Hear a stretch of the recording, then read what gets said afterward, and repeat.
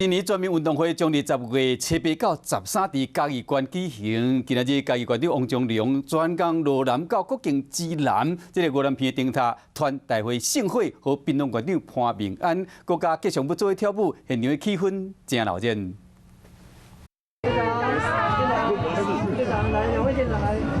嘉义县长王忠良今仔日穿一束运动风格衫，来到热情的国境之南越南片灯塔。我们来看看谁的肢体比较协调。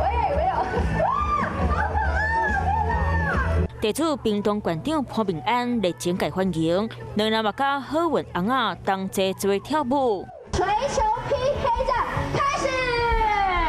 县长摕球杆作为讲球车柄，送完个倒转来办证书。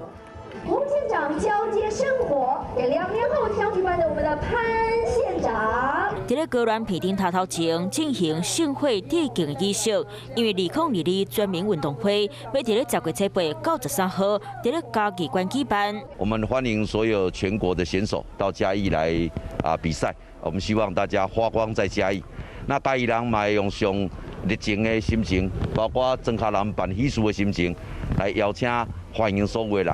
屏东从来没有办过全民运动会，那因为嘉义带来给我们很大的一些经验，那特别呢，谢谢翁县长带着嘉义的热情来到我们国境之南的灯塔，来点燃圣火。